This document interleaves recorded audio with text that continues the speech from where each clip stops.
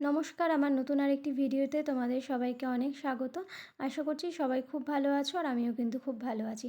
আজকের ভিডিওটা একটু লং হতে চলেছে, তো শেষ পর্যন্ত আমার সাথে থেকো। আশা করছি ভিডিওটি তোমাদের সবার খুব ভালো লাগবে। তো আমাদেরকে দেখে বুঝেই গেছো যে আমরা কোথায় যাচ্ছি। হ্যাঁ, আমরা কিন্তু চলে গেছিলাম শ্রাবণ মাসে বাবা মহেশ্বরের মাথায় জল ঢালতে। আসলে এই ফটোটা কিন্তু তোলা হয়েছে ফারাক্কার গান্ধীঘাট থেকে।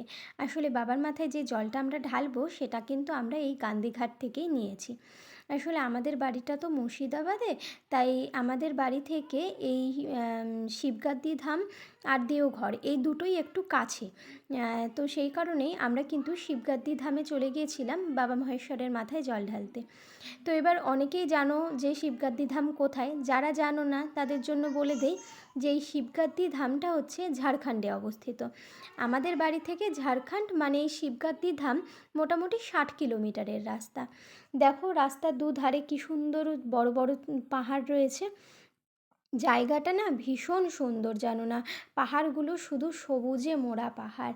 এত সুন্দর দৃশ্য, এত সুন্দর জায়গা, সত্যি বেশ ঠান্ডা ফুরফুরে হাওয়া বইছিল আর মাঝে এরকম আঁকাবাঁকা রাস্তা দিয়ে আমরা চলে যাচ্ছিলাম। দৃশ্যটা সত্যি আজও চোখের সামনে দেখছি যখন মনটা ভরে উঠছে, জানো তো। আসলে আমি না কখনো এইভাবে এতটা দূরের রাস্তা জার্নি করে বাবার মাথায় জল ঢালতে যাইনি। হ্যাঁ, উপোস করতাম, শ্রাবণ মাসের উপোস করেছি বিয়ের আগে, বিয়ের পরেও করেছি বেশ কয়েকবার। তারপরে শিবরাত্রিতে বাবার মাথাতে জলও ঢেলেছি, কিন্তু এত দূরের রাস্তায় কখনো যাওয়া হয়নি আমার।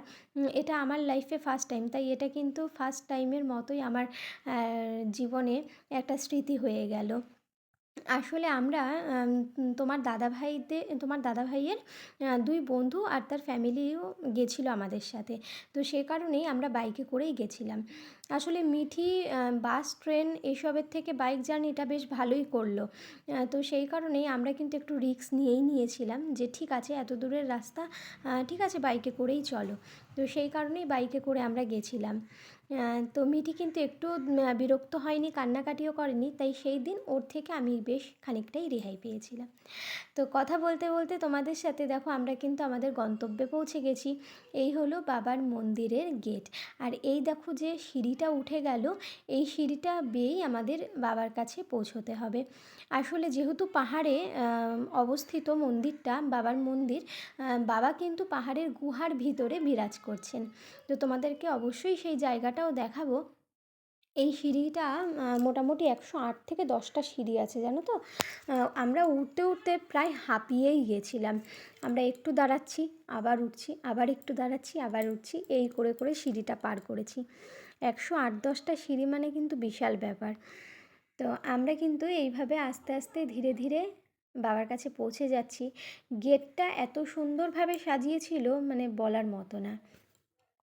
দেখো এই কাকুটা কিন্তু এখানে ঝর্ণার জলে স্নান অলরেডি শুরু করে দিয়েছে, স্নান শেষের পথে প্রায়। আসলে উনি কিন্তু এই মন্দিরেই থাকেন, মন্দিরের পুজোর কাজে নিজেকে নিয়োজিত করেছেন। বাবার নিত্যদিনের পুজোয় উনি থাকেন। পরে ওনার কাছ থেকে সেটা জানতে পারলাম। আসলে আরও বহু মানুষ যারা দূর দূরান্ত থেকে এসেছে, তারা কিন্তু এই ম্যাক্সিমাম লোকই এই পাহাড়ের ঝর্ণার জলে স্নান করে তারা কিন্তু বাবার মাথায় জল ঢালতে যাচ্ছেন। তো এবার তোমাদেরকে দেখাবো গুহার ভিতরে বাবার দর্শন করাবো অবশ্যই। দেখো বড় বড় পাথর কিন্তু, গুহার ভিতরটা এত সুন্দর। আর শুধু বাবা এখানে নেই, বাবা মহেশ্বর এখানে নেই, এখানে আরও অনেক দেবদেবীরা আছেন। তাদের সবাইকে হয়তো তোমাদেরকে দর্শন করাতে পারলাম না, তার জন্য অনেক অনেক অনেক দুঃখিত। তো যাদেরকে দর্শন করাতে পেরেছি তাদেরকে তোমরা দেখে নাও। এ দেখো এটা কিন্তু গণেশ বাবা রয়েছেন, গণপতি বাবা রয়েছেন এখানে। এবার আমি তোমাদেরকে এক ঝলক দেখিয়ে নেব বাবা মহেশ্বরকে। তোমরা দেখতেই পাবে কি সুন্দর বাবার ইয়ে লিঙ্গটি এখানে রয়েছে। সবাই এত ভিড় করে আছে, এই দেখো এই হচ্ছে আমাদের বাবা মহেশ্বর। সবাই এত ভিড় করে আছে এই জায়গাটায়, সবাইকে সরিয়ে আসলে সব দেবতাদের দেখানো হয়নি। তাছাড়া এখানে নন্দী, ভৃঙ্গি, আরও অনেক দেবদেবতারা আছেন। এবার আমরা এখান থেকে বেরিয়ে গেলাম। আমরা আগেই পুজোটা দিয়ে নিয়েছি, তো তো যেহেতু মঙ্গলবার দিন ছিল তাই ভিড়ের চাপটা একটু কম ছিল। আসলে সাথে দুটো বাচ্চা গেছিলো আমাদের, তো সেই কারণে আমরা কিন্তু সোমবার দিনটা বাদই দিয়েছি। কারণ অত ভিড়ের মধ্যে না সত্যি খুব কষ্ট হতো ওদের। এখানে মিঠি কিন্তু দাঁড়িয়ে আছে বাবার ঘাড়ে করে। আসলে ওখানে আমাদের মাথায় এই যে দেখছো তিলক কেটে দিয়েছে, সেই তিলকে নেওয়ার জন্য ওখানটায় আমরা দাঁড়িয়েছিলাম।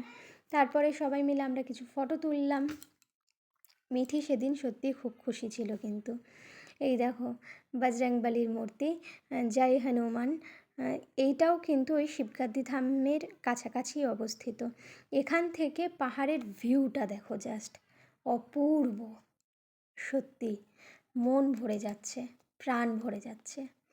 এত সুন্দর ভিউ পাহাড়ের চূড়া থেকে, সত্যি চারিদিকটা আমার কিন্তু এটা খানিকটা মিনি সুইজারল্যান্ডের মতো মনে হয়েছিল। তোমাদের কার কার কী মনে হলো অবশ্যই কমেন্টে জানিও। যারা গেছো তারা সত্যিই জানো যে জায়গাটা কতটা সুন্দর, খুব সুন্দর, খুব